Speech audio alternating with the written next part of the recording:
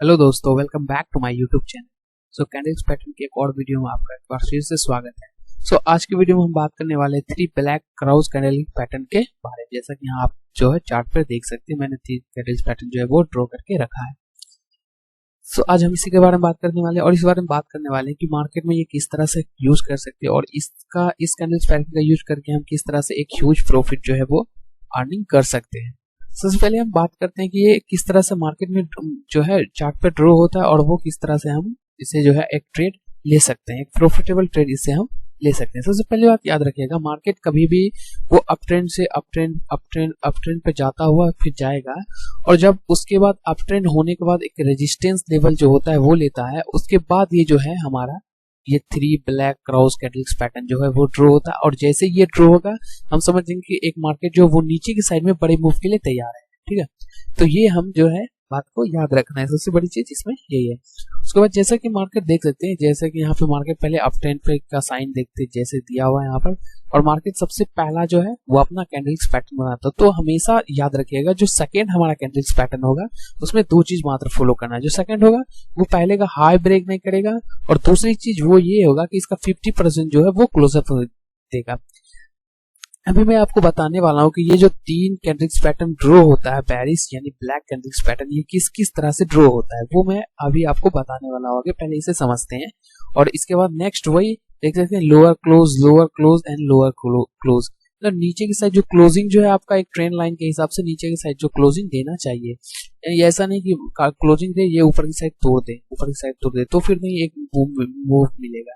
तो जैसे ये 3 कैंडल्स पैटर्न बनता है मार्केट जो एक बड़े मूव के लिए तैयार रहता है नीचे की साइड पे। चलिए देखते हैं और मार्केट जो ये जो कैंडल्स पैटर्न वो किस किस तरह से ड्रॉ होता है और हम इसे किस तरह से यूज कर सकते हैं।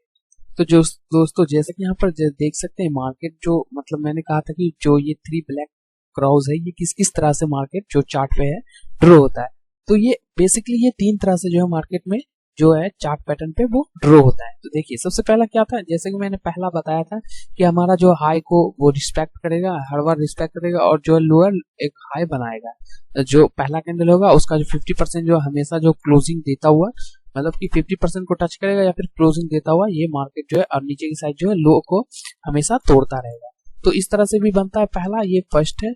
एंड अगर हम सेकेंड बात करें तो सेकेंड ये होता है कि जहां पर क्लोजिंग देगा मार्केट वहीं पर ओपन करेगा एकदम सेम जगह पर और फिर वो नीचे की साइड जो है मूवमेंट करेगा 50% के नीचे होगा ऐसा। और ये हमेशा तीनों देखिए, ये अगर फर्स्ट में 50% लिया है और अपने लो को जो है वो रिस्पेक्ट कर रहा है ऊपर की साइड पे, तो ये तीनों में ऐसा होना ही चाहिए। ठीक है, और अगर इस तरह से है कि जहां पे मार्केट ओपन हुआ है, आई मीन जहां पे क्लोजिंग मिला वहीं पे अगर ओपनिंग होता है मार्केट का, आई मीन कैंडल्स पैटर्न का, तो तीनों में ऐसा ही होना चाहिए। ठीक है, तो ये हमारा बेसिकली जो है वो एक रूल के तरह से हम इसे देख सकते हैं। एंड देन नेक्स्ट देखते हैं नेक्स्ट किस तरह से होता है कि पहला जो कैंडल्स पैटर्न होगा तो हमेशा हमें ये बात रखना ये एकदम रेजिस्टेंस पे जाके बनता है, एकदम टॉप पर जाके बनेगा। ये जब भी बनेगा तो सबसे पहले जो वो अप ट्रेंड होने के बाद ये इस तरह का 3 कैंडल्स पैटर्न बनता है, तो मार्केट जो एक बड़े मूव के लिए तैयार रहता है।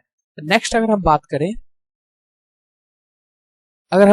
करते हैं तो सबसे पहले क्या होगा, ये तीसरे टाइप में ये होता है कि सबसे पहले एक छोटा सा कैंडल बनता है यानी एक इवनिंग स्टार जैसा। नाउ नेक्स्ट उससे बड़ा बनता है और जो हमारा जो 50% के लगभग क्लोजिंग में ये भी रहता है, और तीसरा बनता है उससे भी बड़ा होता है, ये भी 50% की क्लोजिंग पे जो है वो रहता है।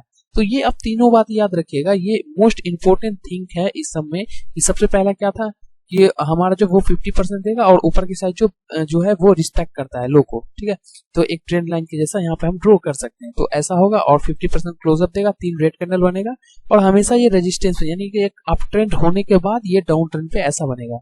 दूसरा क्या था कि दूसरा हमारा था दूसरा जो हमारा था ओके,